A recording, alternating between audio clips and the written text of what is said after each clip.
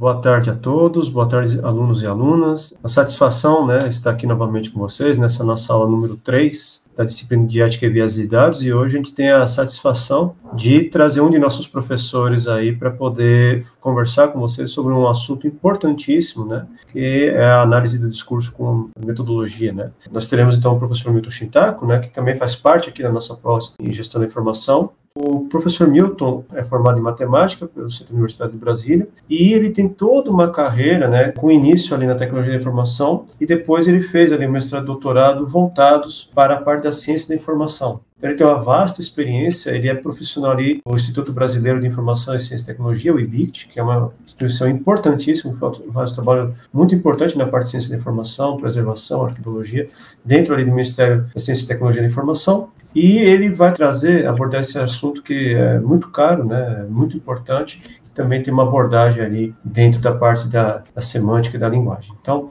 gostaria de agradecer novamente a presença do professor Milton e passar, então, a palavra para você, agradecendo aqui novamente por contribuir com o nosso curso, com a nossa disciplina. Obrigado, Luciano. Obrigado pelo convite, obrigado por estar nessa disciplina também. E vamos ver se a gente consegue contribuir um pouquinho com um tema que eu acho que é extremamente importante nesse momento em que os dados de pesquisa, assim como dados de governo, dados de empresas, não importa, dado começa a ter uma importância muito grande nesse ecossistema grande de informação, tanto ser na questão da gestão da informação, ou na informação científica, na comunicação científica, na pesquisa, principalmente porque grande parte que é do mestrado e doutorado, e precisa ter essa ideia sobre a questão dos dados. E eu pensei em falar um pouquinho, já que a nossa disciplina é ética e viés de dados, pensar na questão dos dados em si. O que significa? Há um nome bem interessante a gente pensar, ética e viés de dados. Então, o que significa isso? E depois pensar na questão de como foi construído, como foi gerado esses dados. Eu tenho trabalhado bastante com algumas questões voltadas a dados, principalmente no caso de pesquisa, e muito em cima dos dados de governo, que é minha linha de pesquisa aqui no IBICT. Entre outras coisas, a gente tem trabalhado com dados de governo, que é extremamente importante, e tem um alinhamento com a gestão da informação, principalmente porque em organização, visto que o governo é um tipo de organização um pouquinho diferenciado, mas é organização. Bom, então está aqui o sumário, A gente vai apresentar algumas questões para nós discutirmos, e como no final a gente vai apresentar, eu não sei quem conhece ou quem não conhece, uma coisa chamada análise do discurso.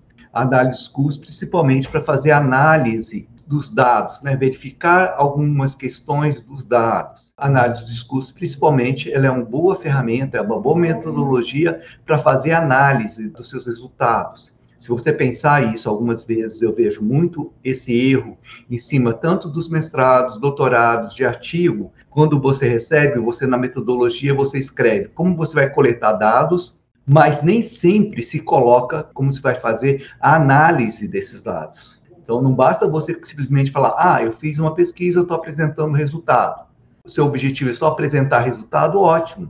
Mas se você quer tirar alguma informação, você quer contribuir com uma área, que quer fazer alguma coisa, é preciso que você faça uma análise desses dados. E a análise do discurso é um dos caminhos que você tem para fazer isso. E eu estou trazendo isso principalmente com a pergunta em relação à ética e viés de dados. Então, a primeira pergunta aí é isso aqui para vocês, que espero que a gente discuta. E eu vou fazer essa pergunta para vocês, Dados de pesquisa requerem ética no seu fluxo? E eles podem estar enviesados? O que a ética representa a pesquisa? Visto que, se vocês já viram, em algum caso aí, vocês vão ter que passar pelo comitê de ética, dependendo da sua metodologia de pesquisa. Da mesma forma, se você coletou dados, esses dados têm um viés, qual vai ser o peso desse viés nos seus dados? Na hora que você analisar, você vai conseguir verificar isso? Isso vai implicar nos seus resultados? Então, pensa, essa aí é uma pergunta que eu estou fazendo e eu espero que a gente consiga discutir isso ao final da aula. Bom, e aí a gente começa a dizer, tá bom, o que é ética? Vamos começar lá na origem, que é uma origem grega, ethos, que é o seu hábito, o seu costume, como é que você trabalha, como você faz. A ética tem muito a ver com a moral. Mas tanto a ética como a moral, ela é temporal. Ela é algo que vai mudando conforme muda-se também a sociedade. Então, a ética tem a ver com como você atua, como é o seu posicionamento em relação à moral. Tem uma moral hoje que diz uma coisa, qual é a sua reflexão sobre essa moral? Você pode acompanhar, você pode ir contra, você pode apresentar, mas isso tem a ver com a sua ética. E ela é uma reflexão sobre a moral, e essa moral vai ser uma representação, uma materialização dessa comunidade que você vive. Então, tanto ética, moral e valores são questões filosóficas, mas ela tem a ver com o que é ou não permitido pela sociedade. E isso muda-se, de certa forma, em relação ao tempo. Se nós olharmos, por exemplo, há muito pouco tempo aqui no Brasil, era ético e era moral você ter escravos. E isso não é muito tempo, não. Se você olhar, no Brasil se teve mais tempo em que a escravidão era aceita do que não aceita. E até hoje, por exemplo, por causa disso, nós vemos alguns resquícios. Então, a algum momento, há uma discussão sobre a ética em cima de trabalho. Por quê? Porque em algum momento, alguém achou que era ético para ele, mas não é ético para a sociedade, algum comportamento. Então, toda essa discussão, ou toda essa reflexão, a ética é uma reflexão. Então, antes de tudo, é a gente pensar, isso é ético? Há uma questão de você dizer, isso é moral, mas pode não ser ético. Moral é um valores da comunidade. E a gente vê que o tempo todo há uma mudança, há uma discussão, porque para cada mudança que você tem de moral ou de ética, você tem uma tentativa de manter o status. Então, mesmo que a gente pensa que nós vamos evoluir para tal ponto, se nós olharmos, por exemplo, algumas coisas que eram aceitas há uma década atrás, possivelmente hoje não seria tão claro. A questão do assédio moral e sexual, por exemplo, a gente está vendo que cada vez, graças a Deus, a gente está conseguindo evoluir e coisas que algumas vezes era considerado moral, hoje é amoral. Algumas coisas que algumas pessoas pensavam, isso é antiético, que achava que era ético, hoje a gente olha e fala, não, isso é antiético. E isso tem em todas as áreas, porque é visões diferentes em relação a algumas questões. Ética é essa reflexão. Então, nós, quando olharmos pesquisa, a gente tem que olhar a pesquisa ou os dados de pesquisa para ver se aqueles dados foram coletados ou se ele representa ou ele foi feito ou ele representa uma questão de ética. Então, é esse ponto que a gente está levantando do que é ética. Por outro lado, continuando, tem essa questão do viés. O que é viés? O viés, então, tem origem no francês, no biais, algo para indicar algo que não foi direto, algo que teve relance, algo que foi enviesado, algo que, para eu chegar no meu ponto, eu dei uma volta. Tanto que em português a gente usa o termo enviesado. E enviesado tem basicamente aquela ideia, né, inicial, que era um corte transversal, né, era um corte diagonal no tecido. Quando eu fazia nesgas, então isso era um chamado de corte em viés. Para nós, viés tem essa ideia de ter algo tendencioso. Quando você coleta dado, você pode estar coletando dado utilizando viés que vai te levar ao resultado que você quer. Aí vem o lado da ética. É ético eu fazer isso? Eu coletar meus dados de uma maneira que eu envieso para chegar no resultado que eu quero? Uma pergunta, isso é possível? Eu conseguiria, talvez, enviesar os meus dados para chegar no resultado que eu quero? Em pesquisas, às vezes, eu vejo muito isso em alguns estudos, em que ele já tem o resultado antes de fazer a pesquisa. Muitas vezes, eu já vi alunos em qualificação, ou mesmo no projeto de pesquisa, em que você lê o projeto e você fala, mas você já deu a resposta antes de fazer a pesquisa. E se ele fizer isso, quando ele coletar dados, possivelmente, né, pensar nessa questão de viesamento para chegar nesse ponto. Tanto que na estatística isso é tão conhecido que já existe uma coisa chamada desvio de viés. Desvio de viés, por exemplo, é quando você tem uns dados, você coleta dados e faz análise estatística e ele te dá um resultado que não é necessariamente correto. O exemplo que eu coloquei aqui é quando você tem 3 anos. Eu peguei ensino médio por causa dos 3 anos. Ocorre, por exemplo, que a média da nota do primeiro ano é muito ruim. Aí a média do segundo é um pouquinho melhor. A nota do terceiro ano são muito boas. Aí você fala, nossa, o ensino melhorou muito, né? Porque o pessoal tirou nota do terceiro ano bem legal, melhor, então o ensino melhora no terceiro ano. Mas não é isso que acontece. O que acontece é que se reprova os alunos do primeiro ano, então só passa os melhores. Isso acontece também no segundo, no terceiro ano, só passa aqueles alunos que, conforme o modelo de ensino, são considerados bons, que é um erro absurdo isso, né? O que significa um aluno bom? Aquele que se adequa ao modelo de ensino apresentado. Quantas vezes isso já se viu acontecendo em aula, que o aluno encrenqueiro, aquele que cria caso, aquele que questiona os professores, é visto como um aluno encrenqueiro, como ruim, e não como aquele aluno que quer contribuir para a melhoria de alguma coisa.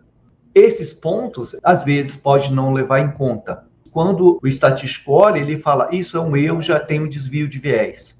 Então, o viés já é algo tão conhecido em relação que já existe, inclusive, nomenclatura para isso. Porque em vários estudos ele apresenta um desvio de viés. E aí é algo que a gente pode pensar em relação a isso. O que eu estou pondo é alguns contrapontos para a gente discutir depois. Vocês podem concordar ou não concordar comigo. Então agora vamos lá, o que é dados? Já está no plural, ele não é singular, então ele vem de datum, e aqui está no plural, dado é dados e não dado.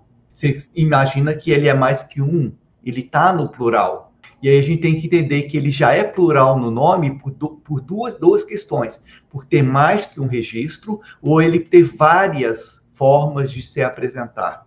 Você pode pensar que inicialmente ele vem no plural, porque ele significa que você tem mais que um registro, ou você tem mais que uma forma de registro, você tem vários formatos de registro para um mesmo dado. Tanto que em inglês, né, o Logan, que é professor de inglês, data, que é dados em inglês, está no plural. E o singular dele está no latim, datum, né? Então, quase ninguém usa isso. Então, ele tem a mesma origem no português do verbo dar. Tanto que o particípio passado é dado, do verbo dar. Então, tem a mesma relação, que dado é aquilo que se oferece, é aquilo que se apresenta. E aqui a gente vai pegar dois contrapontos que eu acho que é importante a gente discutir isso, porque quebra um pouquinho alguns paradigmas que algumas pessoas vêm trazendo desde muito tempo, que é a lei, né? A lei de acesso à informação, ele diz o que é informação. E ele, quando diz informação, ele coloca informação é igual dados processados ou não. Ele iguala a informação a dados, né? E isso, em algum momento, dá uma pirada ali no cabeção de muitas pessoas, quando você diz que informação é dados processados ou não.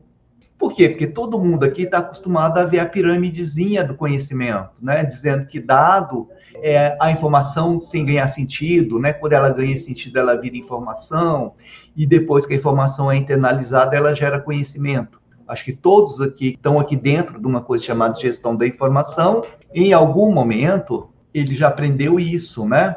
Ele já chegou num ponto que, de certa forma, ele aprendeu que o conhecimento, a informação são decorrentes do dado. E aí você chega num momento em que você diz que não, dado e informação é a mesma coisa, começa a criar, então, algum choque, tá? Porque ali você diz, olha, dados são registro, observação e medição de outra forma. Ele é alguma coisa que não foi contextualizado, ele não foi dado sentido. A informação, por outro lado, é aquele dado que ganhou um sentido por alguma forma. E o conhecimento, então, é eu internalizar essa informação, eu fazer uso dessa informação, com isso, então, eu ganho conhecimento. Mas aí a gente vai tratar essas duas coisas, porque, no final, os dois têm razão, os dois estão corretos. Mas, em alguns momentos, a gente vai usar essa questão do artigo 4. Então, vamos tentar entender o que é dados, né? Então, a gente imaginar dados como variáveis. Aqui a gente vai começar aquela cara bem clara dessa pirâmide. Por exemplo, dizendo dados de pesquisa com variáveis. E aqui variáveis está duplicado, olha, agora que eu notei. Bom, então eu tenho aquela noção clara dessa pirâmide, dizendo dado vai gerar informação, que vai gerar conhecimento. Então, eu tenho dois tipos de dados. quantitativos e tenho dados qualitativos. A gestão da informação, ciência da informação, as ciências sociais aplicadas, geralmente utilizam os dois tipos de dados. Diferente da física, da química, da meteorologia, né, que usa dados quantitativos, a estatística, algumas das ciências, elas usam mais dados quantitativos. Por outro lado, as ciências humanas, principalmente, só usam dados qualitativos. Linguística, história, geografia. Não, geografia bem que usa mais ou menos os dois. História, linguística, literatura, usa só dados qualitativos. A ciência da informação, a gestão da informação, por exemplo, às vezes precisa dos dois. Raramente, a não ser quando vai usar métricas, ele usa dados só quantitativos. Na maioria dos casos, usa-se muito dados qualitativos, ou em alguns casos pode-se usar os dois concomitantemente, né? No caso, quando eu tenho quantitativos, eu praticamente tenho dois tipos, né? Ou eles é contínuos, quando eu tenho um intervalo que tem uma continuidade, ou quando ele é discreto, ele tem um valor a qual eu posso pegar. Contínuos, por exemplo, no caso de um intervalo de temperatura, intervalo de tempo, alguma coisa assim. Discreto, por exemplo, é quando ele você tem o valor certinho, né? Um ponto que eu posso pegar. Nesses dois casos, eu posso usar métodos estatísticos e operações, por exemplo, para chegar em informações que eu vou analisar. Eu posso usar curva normal, por exemplo, para pegar quem está dentro de um padrão, por exemplo, para pegar o padrão. Eu posso, por exemplo, ver, por exemplo, uma coisa idiota, mas pegar todos os meus alunos e ver, por exemplo, qual vai ser o padrão em termos de idade. Pego a idade de todo mundo e vejo mais ou menos qual é a idade média, né? Qual vai ser o padrão de idade do curso. Por exemplo, quem está fora da curva normal, eu não conto e pego aquele pessoal e digo, olha, o meu público-alvo em termos de idade vão ser esses alunos, por exemplo. Não sei para que isso, mas pode ser que alguém queira fazer isso. No caso quantitativo, eu tenho duas formas. Algum aleatório, a qual eu não consigo criar uma ordem bem claramente, né? Ou seriam os nominais ou os ordinais, se ele tem uma ordem contínua. Uma ordem alfabética, por exemplo, alguma coisa assim, nome de pessoas. Eles são ordinais porque eu consigo colocar uma ordem, dar uma ordem, né? As nominais, quando são dados aleatórios, eles simplesmente aparecem e eu depois dou um jeito de categorizá-los. Eu criar padrões para esses dados, né? A ideia de quando eu trabalho, por exemplo, tanto quanto faz, eu imagino que eu preciso organizar esses dados, categorizar esses dados, para eu conseguir tirar alguma tendência, alguma informação a partir disso, né? Então, continuando, o que é dado? Eu não posso olhar dado simplesmente como se fosse algo só. Por exemplo, tanto faz se é qualitativo ou quantitativo. Por exemplo, nome de pessoas, um dado qualitativo, né? Vamos pensar, por exemplo, que eu queira estudar os alunos que fazem gestão da informação. Eu pego o nome, a idade, isso aí tudo, se você for olhar, são dados qualitativos. Beleza, tá ótimo, né? Qual foi a cidade que ele nasceu, da onde que ele veio. Mas isso aí são dados qualitativos, são legais. Isso aí daria uma ideia de dados demográficos. Eu consigo fazer uma análise demográfica em relação a isso, mas não é só isso que eu quero. O que seriam documentos como dados de pesquisa? Por exemplo, a história usa muito isso. A história usa documentos como dados de pesquisa. A ciência da informação, a gestão também pode fazer isso. Eu posso ter documentos textuais, cadernos de pesquisas, artigos de jornais, né? Se eu faço uma pesquisa bibliográfica, por exemplo, meus artigos são meus dados.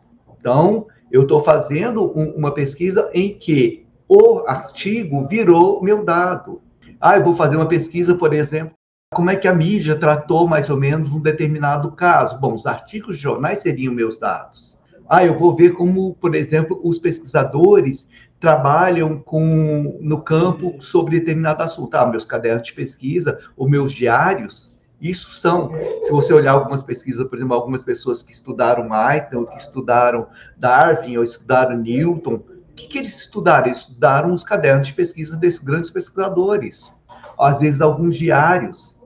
Isso tudo, todos esses tipos de documentos são dados dependendo da pesquisa que você faz. Áudios são bons geradores de dados, né? Em que às vezes é preciso transcrever.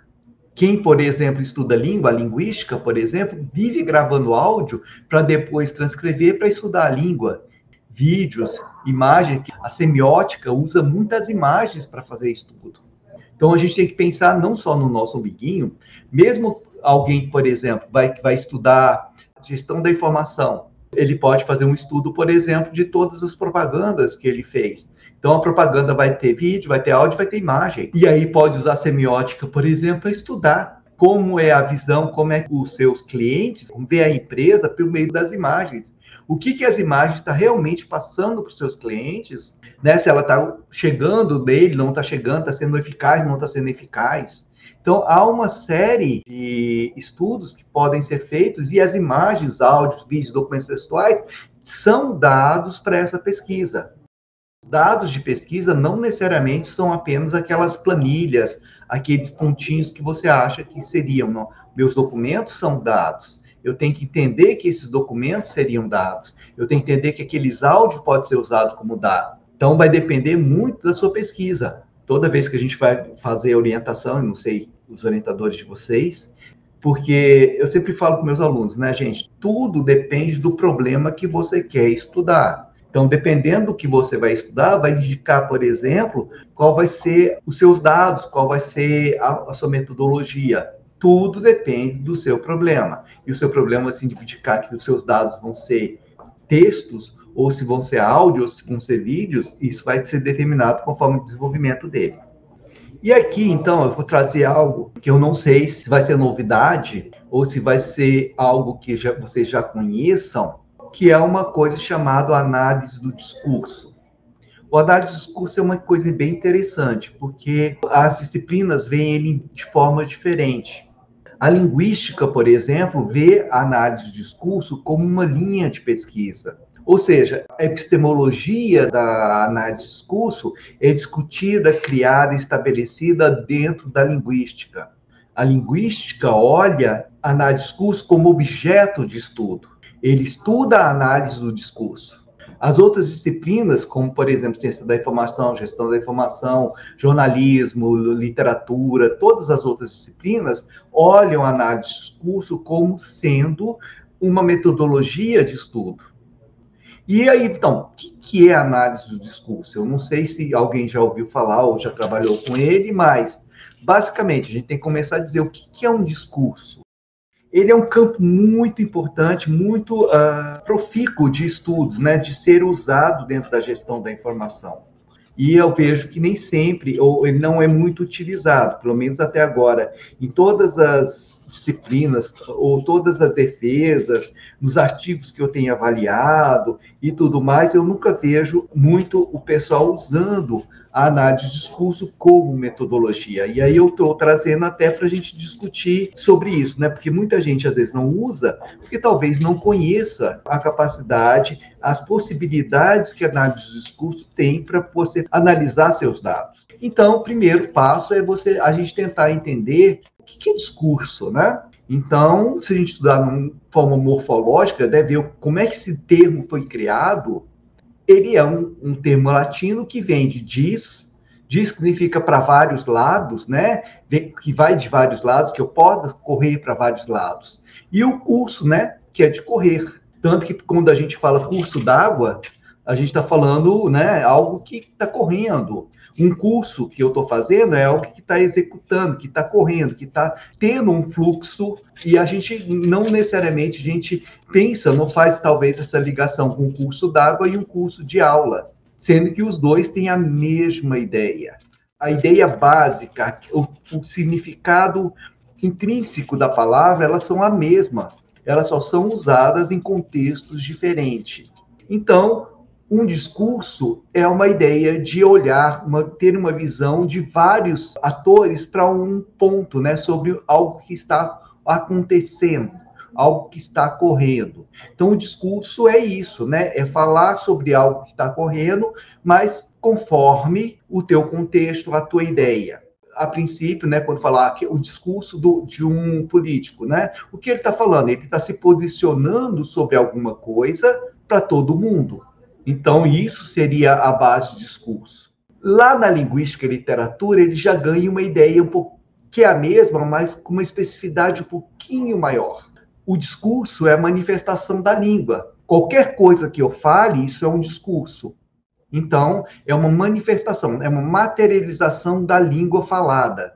Tudo bem que pode ser escrita, e eu também estou entendendo como manifestação. É um discurso, só que está registrado. Então, eu posso registrar oralmente, por escrito, não importa. Eu tenho uma manifestação, mas ele vai representar o posicionamento de uma pessoa, ou seja, do autor. As pessoas, então, vão estar ali fazendo uma reprodução de palavras, né, numa sequência, numa lógica, etc. E, então, oratória. Então, isso é um discurso. Então, a gente vai entender o discurso nesse sentido da linguística, né? Um texto, uma fala, uma representação gráfica, não importa, não necessariamente como, mas o discurso é aquilo que vai estar representado. Então, um documento, ele é um discurso. Uma citação é um discurso. Uma fala é um discurso. Uma propaganda é um discurso. A gente vai entender mais ou menos isso quando fizer a análise do discurso. A análise do discurso, então, é uma metodologia que talvez ajude principalmente aquelas pessoas que estão querendo estudar o que está por trás daquilo que está sendo apresentado. Em algum momento, talvez pensar nessa questão do que está dizendo realmente, o que está representando aquilo que está sendo apresentado pelos meus dados, principalmente os qualitativos, naquilo que eu estou pegando, por exemplo, dentro de textos, de filmes, de áudio, principalmente para dados a qual eu estou trabalhando com uma quantidade um pouquinho maior de informação naquela unidade de dado que eu estou trabalhando. Entende-se, então, que aquilo que está sendo representado é a visão do autor, é a visão de quem criou aquele dado, a representação cognitiva dele está sendo representada ali. E aí, então, vem umas perguntas qual a gente faz em relação àquele dado. Qual é a ideologia que o autor tem, a qual ele representa ali na sua materialização do que ele está pondo? Qual é a sua posição social? A análise do discurso tem muito a ver com poder. Quem tem o poder e como ele está agindo dentro de um determinado posicionamento. Se você olhar a posição social e relacionar o seu discurso, você vai conseguir ver uma série de questões, principalmente qual o poder que ele tem. Existe, por exemplo, vários estudos em cima de sala de aula. Por quê? Porque a relação de poder na educação é quase medieval.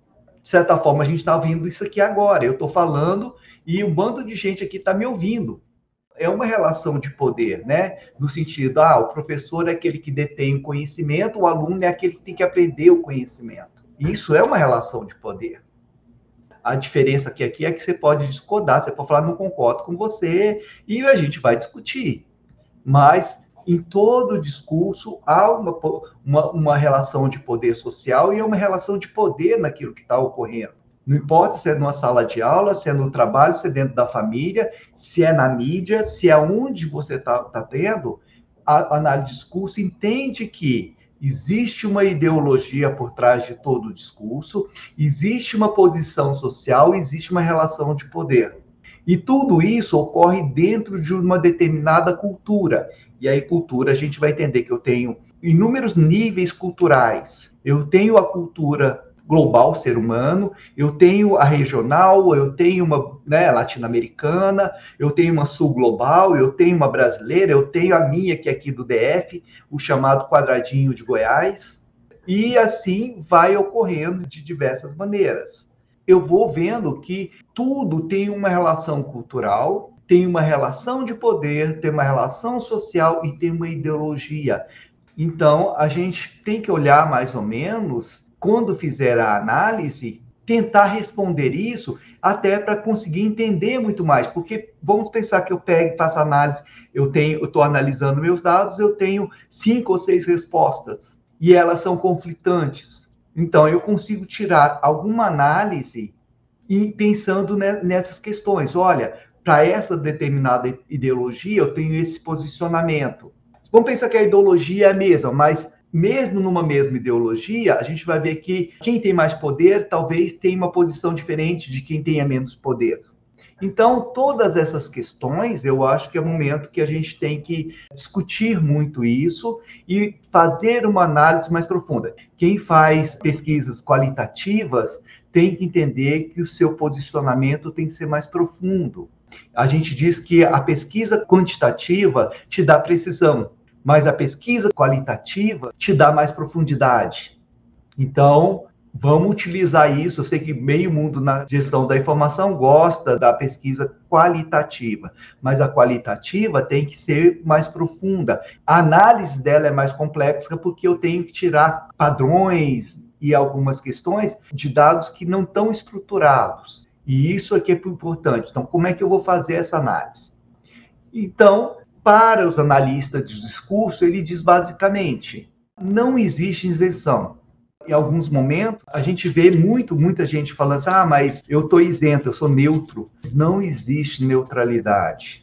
Em todo discurso, isso aqui eu sei que algumas pessoas vão querer me bater, né? Porque muita gente fala assim, não, mas eu sou isento, eu sou neutro nas coisas. Daí a gente diz, não existe neutralidade. Em nenhum momento existe neutralidade. Você pode não querer se posicionar, você pode não querer dizer, mas neutro ninguém é, né? Então, o pessoal diz que quem é neutro é detergente. Seres humanos, geralmente, têm posicionamento. Ele pode não querer colocar, ele pode não querer se expor, mas não existe neutralidade. Então, em todo discurso, internamente, existe uma forma de posicionamento ideológico, social, de poder, etc, etc.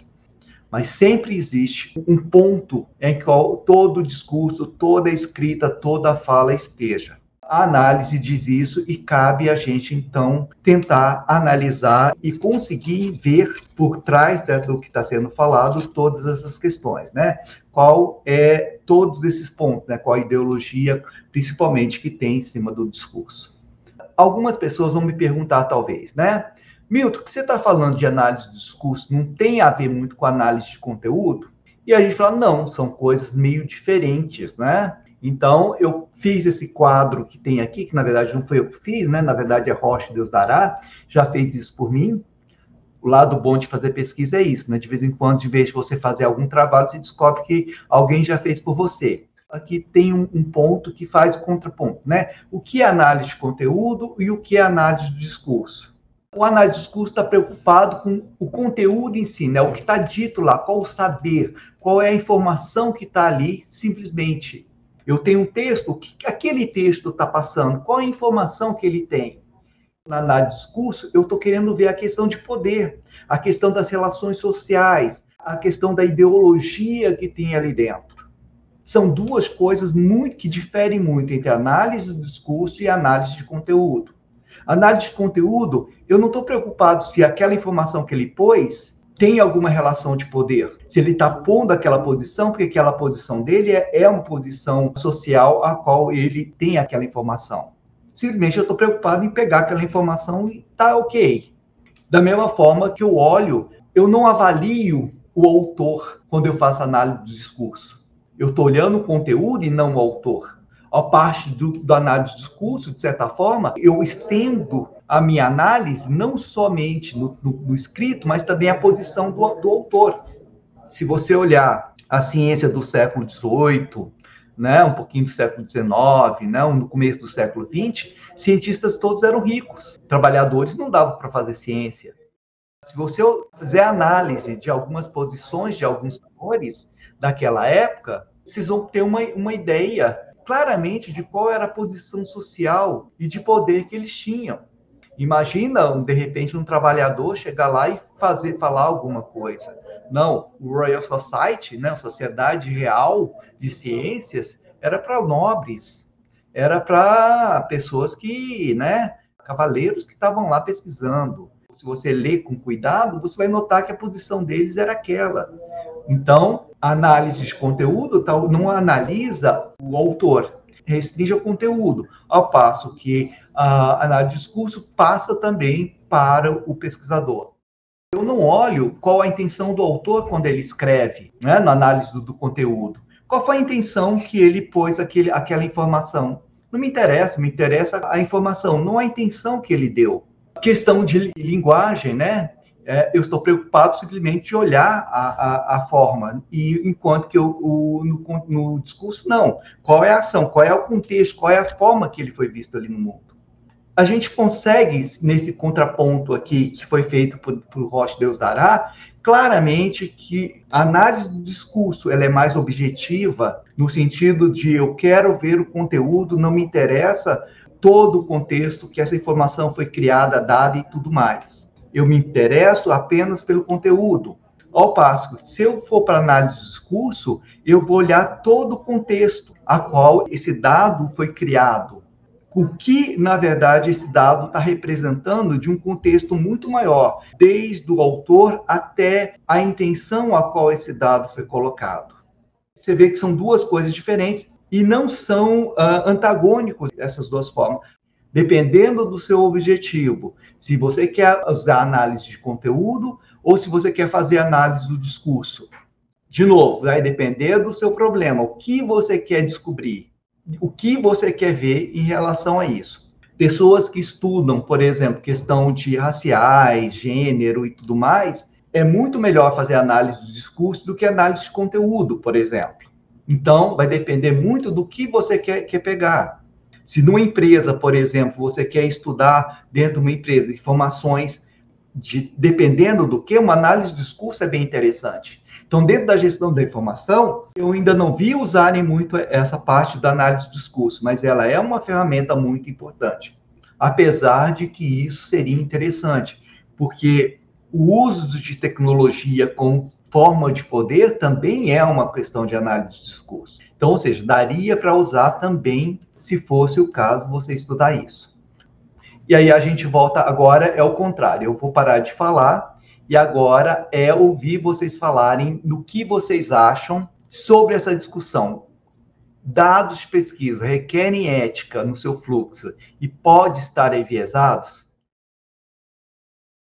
Primeiro eu quero agradecer, eu achei extremamente importante que a sua fala aqui é uma abordagem que, para a gente, que normalmente é oriundo ali da tecnologia, da computação, a gente vai no sentido muito mais daquela análise do conteúdo, né, do contexto, né? Então, a gente pega o texto, por exemplo, né, pega uma imagem, utiliza alguma ferramenta e ela vai dar um tipo de resultado ali para a gente poder analisar, que muitas vezes não leva em consideração essa questão da análise do discurso que você acabou de dizer aí, que eu acho muito, muito interessante. Eu acho que a gente tem vivido isso cada vez mais, né? E é complementar ao que a gente já tratou na primeira aula com os alunos, né? Eu acabei abordando com eles alguma coisa em relação ao Thomas Kuhn, né? Que falava um ponto de vista mais científico, né? Mas a gente podia abrir um pouco mais e entender que as pessoas, muitas vezes, elas vão acabar defendendo algo que dê continuidade àquilo que elas já fazem, né? É difícil o contraponto, uma antítese, né? E o outro ponto que eu trouxe também para eles são livros que tratam mais da parte geopolítica e tudo, que vai além do que a gente trata aqui, mas que mostra que existem concepções ali que unem e desunem perspectivas de decisão no mundo, que tem a ver com ideologia, religião, ponto onde é que a pessoa nasceu, questão cultural, tem vários outros pontos que você trouxe de novo aqui, né? Você falou dessa parte cultural. Eu vou pedir para o Logan colocar as perguntas aqui. Primeiro teve o elogio ali da Laura, os alunos gostaram bastante, né? E a professora Helenice, ela faz a seguinte pergunta. Fazer um mapeamento dos riscos informacionais nas políticas públicas municipais, trata-se de análise de conteúdo? Sim, aí eu acho que, Helenice é minha aluna, né? Então, Isso. já conheço ela já um pouquinho. Sim, mas se você simplesmente está olhando o mapeamento, puramente pensando no conteúdo, eu vou pegar só o conteúdo, só o que está aquilo ali, olhando os riscos, o que tem ali, você estaria fazendo simplesmente uma análise de conteúdo. Você pode usar todas aquelas técnicas, padrões que já existem, são preocupados em relação a isso. Mas, se você quiser, aí vem outro lado, olhar as políticas do ponto de vista ideológico, poder e tudo mais, aí sim você iria para a análise do discurso, né? Você está olhando simplesmente a informação em si e fazendo um mapeamento, dizendo, olha, aqui está assim, beleza, análise do discurso. Se você quer estudar as políticas em si, para dizer como é que elas foram criadas, no sentido, empresa, né, empresa pública, né, como é que eu imponho a minha visão, como é que eu penso, porque em todo o discurso, principalmente se você vai olhar uma empresa pública, municipal, não importa o quê, a empresa está se colocando como autora, como detentora, ela tem o poder sobre as pessoas a qual ela está trabalhando. E se eu quero olhar isso, qual é o comportamento de poder, de ideologia em cima da política, aí seria para análise do discurso. Essa questão, o que você quer fazer, qual o problema que você quer resolver. Isso há uma discussão que a gente faz muito em relação, principalmente, à questão legal, principalmente como, por exemplo, nós somos sujeitos a leis, já que a gente entrega a nossa participação aos nossos vereadores, deputados, senadores, escambau. E eles têm a questão posicional deles em relação a uma série de questões. Então, a gente faz uma análise, por exemplo, das leis, uma análise do discurso, como no caso das políticas públicas, a gente vê claramente qual é a posição, qual é a ideologia, qual é o posicionamento de poder que eles têm. Então, Helenice, vai depender muito de o que você quer olhar. Se você simplesmente está olhando as políticas e vai catar ali dentro umas informações, fazer um cenário e apresentar, e aí simplesmente aí a tua discussão vai ser talvez outra, você vai na análise do conteúdo e vai fazer essa discussão em relação a isso. Mas se você quer ver poder, ideologia, questão social, você iria para a análise do discurso. Eu não sei se eu respondi, Helenice. A professora Helenice está dizendo o seguinte... Tá. Você vai identificar a qualidade, confiabilidade da informação para o gestor, e isso ainda continua, você vê que você continua no conteúdo. Isso. Você não está olhando, por exemplo, questão de poder, você não está olhando questão de ideologia. Isso. Qual foi a posicionamento? Porque, assim, se você está falando, tá bom, as informações são legais, elas são confiáveis. O que é confiável? Significa que o que está lá é o que representa o que está acontecendo na real. Tá bom, você está olhando só conteúdo, né? Agora, se você quisesse dar uma profundidade no sentido de olhar, por exemplo, mas o que esse cara disse quando ele colocou aqui essa informação? Qual foi a intenção que ele teve em colocar aquilo? Intenção de colocar a pessoa numa posição inferior e ter que obedecer à minha política? E isso é análise do discurso. Né? Interessante. É aquilo que a análise do discurso começa a olhar. Ela começa a olhar algo que não está tão claro dentro do texto, porque não é informação, né? Não é algo que você consegue lá olhar claramente e dizer assim, está escrito lá, você deve fazer isso. Tá bom. Mas quando você usa a palavra você deve fazer, ele está colocando-se num poder de te mandar. É um verbo. Pode parecer meio bobo, né? Mas quando você lá cria-se a palavra dever, significa que você está te submetendo você, usuário, a algo que a empresa está colocando. É nesse sentido que a análise do discurso faz. Eu estou dando ênfase à análise do discurso porque é a nossa aula hoje, tá? Se a nossa aula hoje fosse análise do... Está parecendo aula de metodologia, né, Luciano? Mas se a gente fosse dar aula de análise de conteúdo, talvez minha abordagem seria outra. Então, é muito nesse sentido, quando você olha as políticas, por exemplo, não no sentido de olhar o conteúdo em si, mas você olhar a intenção de colocar aquilo ali, aí entra na análise do discurso. Eu não lembro de quem foi a primeira pessoa que escreveu. Você pode colocar de novo para mim, Lô? Acho que começou com a Laura, né? Depois tem as perguntas da Helenice agora, né? Que está nesse sentido do conteúdo, das políticas públicas, acho que era isso que ela perguntou, né? Parte de políticas públicas, né? E até faço um complemento aqui de pergunta, Milton. Por exemplo, quando uma pessoa vai fazer uma análise de sentimentos, ou quando vai fazer algum tipo de utilização de processamento de linguagem natural, isso daí tem um foco de conteúdo, certo? Isso tem muita relação com conteúdo, né? Uhum. Os sentimentos, não. Os sentimentos já tem uma pontinha na análise do discurso, mas é muito menos em relação a poder, né? É mais no sentido de se eu gostei ou não gostei, né? O sentimento está muito nessa variável, né? No contínuo entre eu gostei totalmente e eu não desgostei totalmente em relação a isso, né?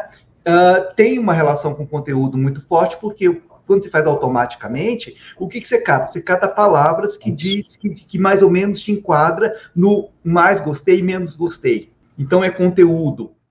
Isso pode chegar numa profundidade que pode dar a intenção. Qual foi a intenção que você deu ali na hora de você... Vamos pensar numa rede social, a qual, por exemplo, eu trabalho com Twitter, né, que é textual, muito mais textual. Mas qual foi a intencionalidade que você teve na hora que você respondeu ou que você curtiu? Então, a intencionalidade entraria no discurso, mas ele é mais complexo. Eu entendo que ele é mais complexo porque ele é mais subjetivo. Isso. Ele entra numa subjetividade muito maior, a qual você vai ter que criar critérios a qual você vai avaliar e vai dar o seu posicionamento conforme os critérios. E isso não necessariamente existe um padrão muito claro para se fazer. Você pode usar padrão, por exemplo, de léxico. Isso que eu te falei, por exemplo, qual a palavra que você escolheu, né? O dever te coloca num poder de subalterno, né? Você deve fazer isso. Você viu que eu te coloquei numa posição, eu tenho poder, você tem que atender? Sim. Agora, se eu digo assim, sugere-se que você faça isso, eu já coloco numa posição meio igualitária de poder. Agora, eu estou te sugerindo, mas eu não estou te obrigando. Tá? Se eu colocar, peço que você faça isso, eu já coloco numa posição meio contrária. Eu estou numa posição inferior a você. Isso é escolha lexical, uma análise do discurso, por exemplo. Eu estou simplesmente escolhendo as palavras e colocando conforme a minha posição de poder.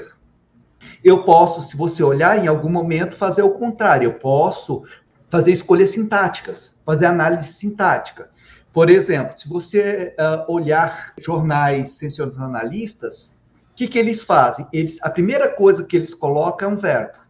Por quê? Porque a ação é mais importante do que quem fez e qual que ele provocou. No português, o padrão sintático é sujeito, verbo, predicado. Esse é o padrão, né? O sujeito começa sempre uma frase, segue-se por um verbo e depois um complemento. Em jornais, muitas vezes, você vai ouvir que, por exemplo, você pega o verbo e joga no primeiro caso. Então, você põe o verbo, no caso do nosso hino, ouviram do Ipiranga, você começou por um verbo. Ouviram. Quem ouviu? Você nem sabe quem ouviu. Muita gente acha que tem um eles, né? Eles ouviram. E, na verdade, não é eles. No nossa primeira frase do nosso verbo, quem ouviu foi as margens plácidas. Então, as margens plásticas do Ipiranga ouviram. Então, muita gente não consegue fazer essa... Por quê? Porque ele pegou o que era mais importante na hora de fazer o verbo. Dizer, olha, teve uma ação feita pelo Dom Pedro de dar o grito do Ipiranga. Então, o mais importante foi a ação. Então, joga a ação para a primeira parte da frase. Depois se diz quem fez, para quem fez, tudo mais, né? Então, a análise se pode fazer por várias maneiras. Você pode fazer uma análise lexical, né? Critérios lexicais, critérios de sintaxe. Então, e isso eu estou falando de uma maneira muito técnica de fazer. Mas você pode fazer subjetivo em relação a isso, né? Quem são os sujeitos? Qual o nível de poder que ele tem? Qual o posicionamento, né? Então, a gente consegue ver mais ou menos isso. Acho que foi Laura que falou que nunca tinha ouvido, né? Eu acho legal isso, né? Assim, a disciplina é pensar muito em coisas novas. É mostrar isso, por exemplo, se você vai fazer uma pesquisa, está coletando dados, e esses dados, vão pensar, quem vai fazer, por exemplo, vai fazer entrevistas. E aí, de repente, você começa a ouvir gente a favor, gente contra e tudo mais. E aí, se você olhar mais um pouquinho, você pode começar a criar padrões. Por exemplo, quem manda tem um posicionamento. Quem obedece tem um outro posicionamento. Isso é o que? Análise do discurso, é nível de poder. Tem que, na sua metodologia, deixar claro qual é a forma de análise. Né? Você coletou dados, beleza. Mas qual é a sua forma de análise? Agora, vamos lá, gente. Teve um monte de gente que não falou nada. É porque não entendeu nada ou porque não concorda. Tem mais perguntas. Tem pelo menos mais aqui, tem a pergunta do Logan, tem também a pergunta aqui da Laura, né? A gente vai colocando aqui na sequência. Eu acho que o pessoal também está digerindo. Eu mesmo tenho uma pergunta para você mais para frente, no sentido de ferramental, mas deixa eu fazer aqui a do Logan primeiro. A pergunta do Logan é a seguinte: qual é o principal ganho que a análise do discurso com metodologia proporciona às pesquisas em ciência e gestão da informação? Então, basicamente, eu acho que é a profundidade que você tem na sua pesquisa. Você não está olhando só qual é a informação que está sendo dita, mas principalmente qual vai ser a intenção a qual essa informação está sendo dada. Principalmente quando você faz uma pesquisa, aquilo que eu te falei, você faz uma pesquisa mais ampla, você coleta dados de vários estratos sociais, você possivelmente vai conseguir ver posicionamentos diferentes. Esse posicionamento que eu acho que é importante no caso tanto da ciência da informação como na gestão. No caso da gestão, por exemplo, que tem um posicionamento bem interessante, porque ela é um tipo de pesquisa que vai muito para as empresas. Então, olhar, por exemplo, qual o posicionamento da empresa em relação a determinados pontos. Como que ela se coloca, por exemplo, em relação aos seus clientes, como que ela se coloca em relação a ela mesma. Como é que ela se posiciona no sentido? Ela se posiciona como dona de você e manda você fazer alguma coisa? Ou ela simplesmente se põe numa posição igual de sugere-se que faça isso? Esse ponto eu acho que é muito importante, principalmente se a gente estudar num momento em que se você estudar a informação, e aí, falando em empresa, numa comunicação organizacional, onde você tem uma comunicação, ela é de cima para baixo, de baixo para cima, né? Ela é interna dentro da empresa, ou se ela é externa, de dentro para fora, de fora para dentro, eu posso olhar também essa questão. Se eu começo a receber uma quantidade muito grande de comunicação externa, eu posso fazer análise do discurso, por exemplo, em que a informação parece que é um elogio, mas na verdade ela está te atacando. Ela está usando uma forma mais sutil de se posicionar, uma intenção diferenciada, e isso pode ser até mostrar, opa, parei, minha imagem não está muito legal. Eu estou, de repente, tenho que me posicionar de uma maneira diferente. Isso não necessariamente eu consigo pegar no conteúdo. Mas aí, se eu olhar um pouquinho mais embaixo e ver a intenção que foi dado isso, pode dizer, olha, tem uma ironia muito grande aqui dentro. Eu estou usando de ironia para fazer uma questão. A ironia é um discurso muito específico, e ele pode estar querendo dizer outra coisa que não necessariamente aquilo. A análise de discurso consegue pegar isso, não necessariamente a análise de conteúdo. É o nível de profundidade que você quer analisar em relação a alguma coisa. Se você pega os seus dados, e os seus dados, né, vamos pensar que você vai estar, os seus dados, por exemplo, vão ser posts lá no Twitter, e ele está recheado de ironia, a sua análise de conteúdo não vai te responder. Talvez uma análise de discurso te responderia melhor.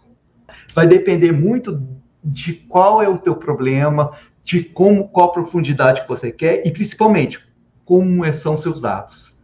Dependendo dos dados que você tem, você pode ir para um lado ou para o outro, dependendo do que você vai querer, né? Então, é mais ou menos por isso. Então, e que bom que, pelo menos, eu acho que eu consegui trazer algo novo para a disciplina, né? Tudo bem, nosso papel na pós-graduação é muito de orientação, de caminhar, mas também, às vezes, é de trazer coisas novas para as pessoas, né? Então, que bom que eu trouxe algo novo chamado análise do discurso. Acho que, além disso, né, Milton, acho que tem uma importantíssima que que vai, na minha visão, vai além até da questão da disciplina e das orientações, porque o conteúdo que você está trazendo, eu entendo que a pessoa leva para a vida, né? Ou seja, quando você vai fazer uma análise de discurso, você vai fazer uma prática nesse sentido, as coisas que a gente começa a observar no dia a dia e tudo, ela tem uma outra concepção, não é? Dependendo do veículo que vai divulgar a notícia, quem tem o poder da comunicação. Até comentei com os alunos na primeira aula, né? Que hoje em dia a gente tem ali um monopólio de empresas dessas que elas possuem as redes sociais.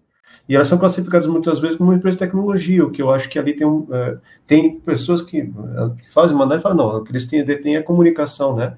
É o fluxo dos dados, da informação por onde passa, isso daí dá um poder enorme para eles, né? Justamente porque eles conseguem direcionar o discurso aqui, né? Que você está tratando, ou pode eliminar aquilo que eles não querem que veicule. Então, acho que tem um peso enorme. Tem uma pergunta aqui da Laura. É correto dizer que a análise do discurso tenta trazer elementos para avaliar vieses? Sim. Faz sentido pensar em uma análise do discurso para vieses de dados quantitativos? Sim, isso exatamente por isso que eu trouxe isso para essa aula. Uhum. Então, vamos lá, Laura. Quando você me diz isso, você está dizendo que dado tem viés, né? Então, aí você já começa a dizer, olha, realmente os dados, dependendo do tipo de dado que eu tenha, ele pode conter viés. Então, sim, a análise pode ser usada, né? Que ela pode, não necessariamente você vai usar, mas você pode verificar o viés que o seu dado está tendo, né, com análise do discurso. Vamos pensar que você seja da comunicação, ou você vai fazer um trabalho de comunicação, e seus dados são notícias de jornal, ou são comentários. Você consegue ver qual é o viés que cada jornal, cada ponto coloca em relação a essa análise. Por isso que eu falei, é importante que você determine quais são os seus dados, qual é o seu problema, o que você quer fazer de pesquisa. E ali você pode fazer análise. Eu trouxe dois tipos de análise aqui, uma que eu acho que todo mundo já conhecia, que é a análise de conteúdo. Eu espero que só conheça, tá? Quem não conhece também não tem problema. Em algum momento pode ser que vá usar uma análise de conteúdo. Pode ser usar análise de conteúdo, ou se você quer verificar, não necessariamente só o conteúdo, mas você quer ter uma ideia de se tem ou não tem viés, no seu caso ali, é dizer, olha, usa análise de discurso e eu consigo ver qual é o viés que ele tem, qual é a ideologia por trás, qual é o nível de poder que ele está colocando, qual é a intenção que está sendo colocada em cada dado, cada informação que é colocada ali.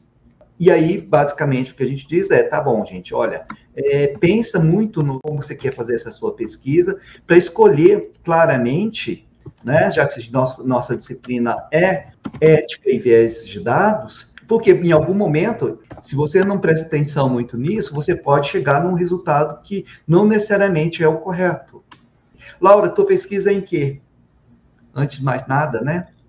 A Laura não é me orientando, então deixa eu ver se ela escreve aqui. Não, também não é minha. Acho que enquanto ela não escreve, tá, Milton? Deixa eu fazer uma pergunta complementar por conta da questão da subjetividade. Então, a gente vai estar caminhando aqui para a última pergunta, né? Enquanto a Laura tenta escrever, eu vou fazer. Então, existe a questão da subjetividade, né, em relação à análise do discurso, né? E ali você fez a citação de uma referência, né? Mostra que esses dois autores que fazem ali um trabalho ali comparativo, me parece, né? Nesse sentido, Milton, por conta da subjetividade, né?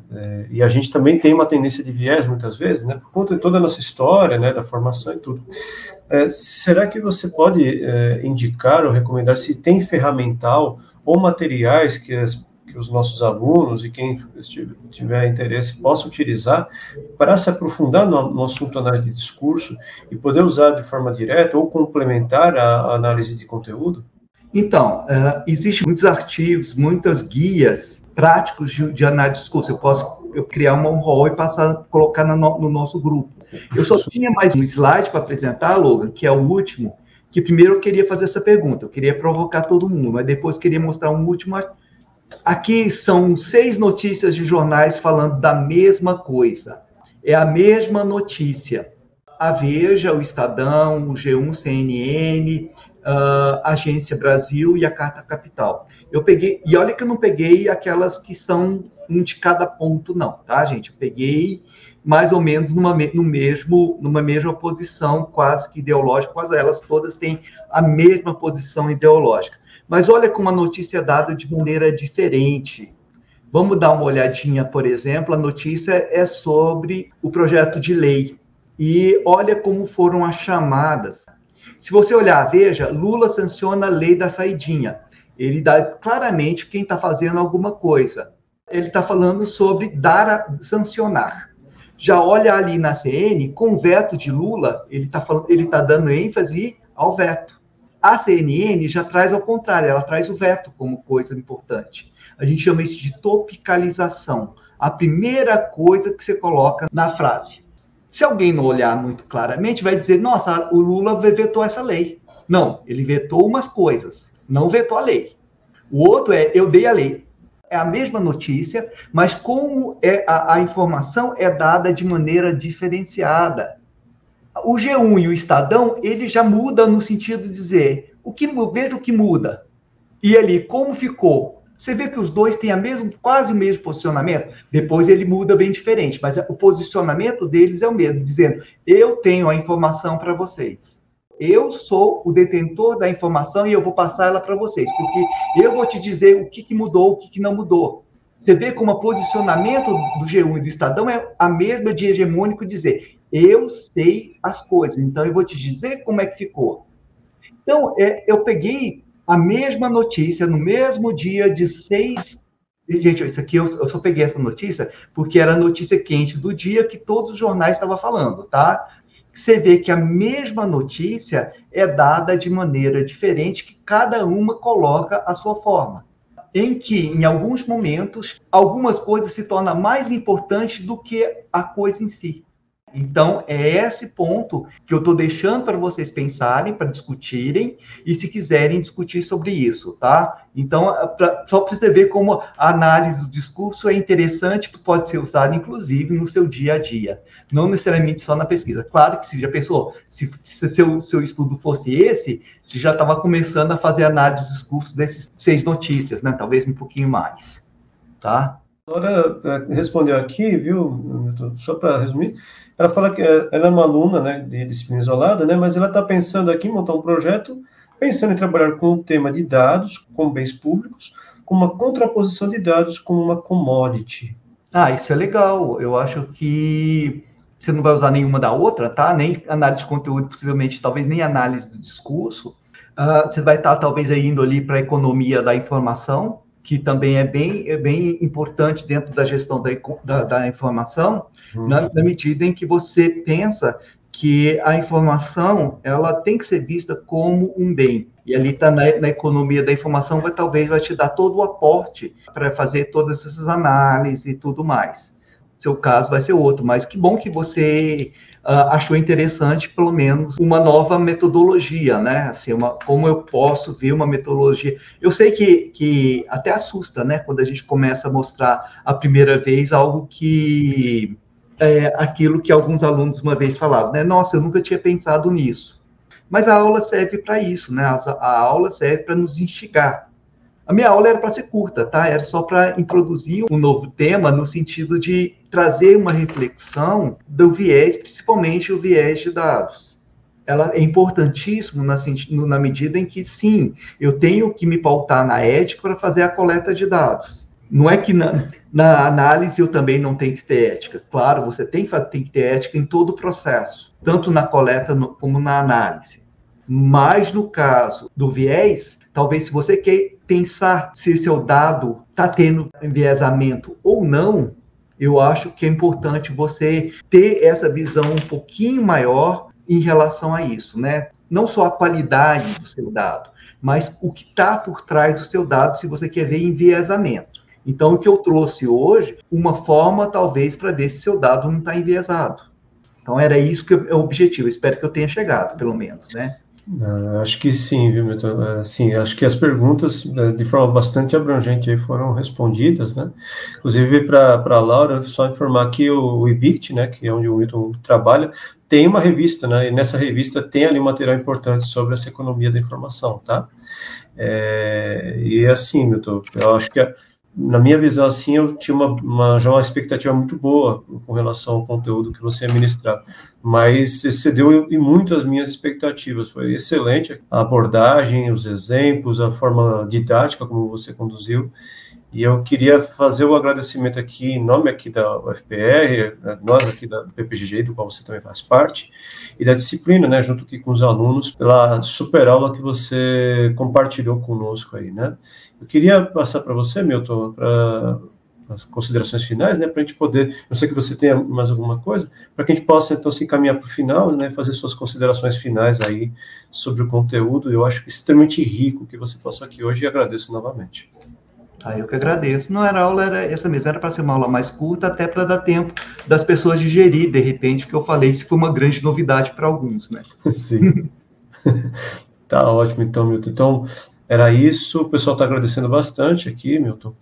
E eu queria desejar, então, a todos aí uma boa semana de estudos, né? Lembrando que a gente segue aí na nossa jornada da disciplina. E agradecer ao Milton aí pela disponibilidade. Eu sei que ele tem uma agenda mega, ultra curta aí de espaço, mas ele sempre consegue nos ajudar. Muito obrigado, Milton. Forte abraço aí no calorão aí de Brasília, que aqui o friozinho já chegou. Não, aqui ainda não chegou, não, mas obrigado, Luciano. E vamos conversando então, tá bom? Maravilha. Um abraço. Tchau, tchau. Obrigado, Andy. Até mais. Tchau. Obrigado, Logan, pelo apoio. Tchau.